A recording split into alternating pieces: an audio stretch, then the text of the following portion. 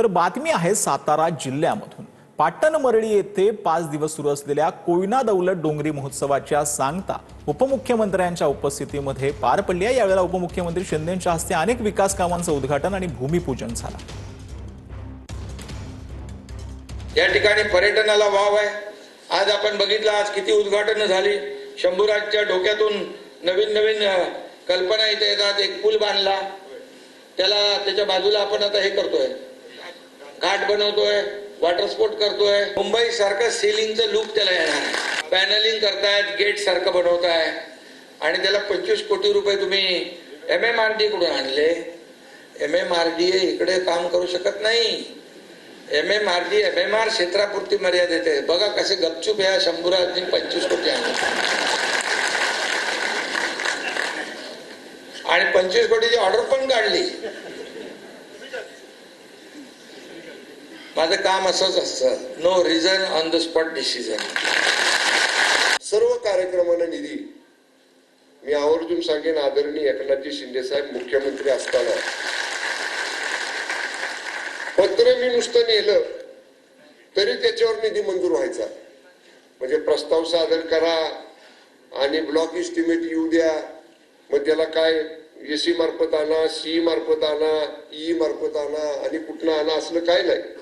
एक पत्र दिलं, जेवढे रकमेची मागणी केली असेल त्याप्रमाणे मंजूर, विशेष बाब म्हणून मंजूर करायचे। साहेबांनी तर मला वाटतं त्यांच्या कारकिर्दीमध्ये नुसत्या सह्यांपेक्षा विशेष बाबच्या सह्या जास्त केल्या। तर नवी मुंबईमध्ये शिंदेंच्या शिवसेनेचे नगरसेवक राम यादव यांना महिलेकडून मारहाण झाली।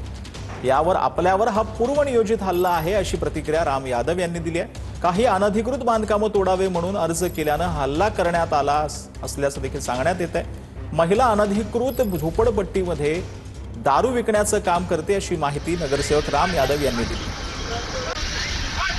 तर ही बातमी जी आहे ती आता समोर येते। नवी मुंबईच्या शिंदेच्या शिवसेनेचे नगरसेवक राम यादव यांच्यावरती हल्ला झाल्याची माहिती मिळत आहे।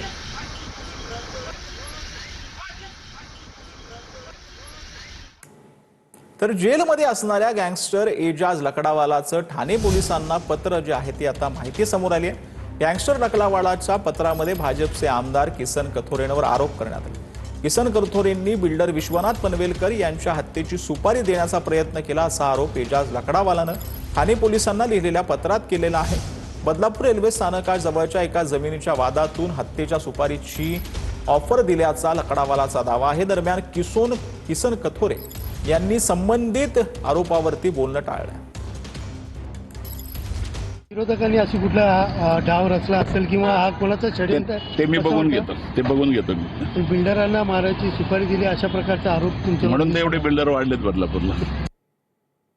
तर विरार रेल्वे स्थानकामध्ये 15 डब्यांच्या लोकलसाठी प्लॅटफॉर्म विस्तारीकरणाचं काम पूर्ण झालंय। प्लॅटफॉर्म क्रमांक 3 आणि 5 यांची लांबी रुंदी वाढवण्यात आली आहे। यामुळे आता 15 डब्यांची लोकल जी आहे ती होणार आहे।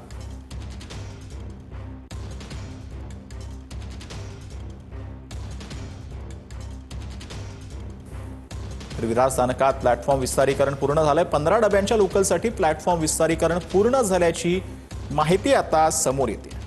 ही दृश्य आपण पाहतो आहोत। विरार स्थानकामध्ये 15 डब्यांच्या लोकलसाठी प्लॅटफॉर्म विस्तारीकरण पूर्ण झालंय आणि त्यामुळे विरारमधल्या लोकल ट्रेन्सला त्याचा फायदा होणार आहे। प्रवाशांना देखील त्याचा फायदा होणार असल्याची माहिती मिळते आहे।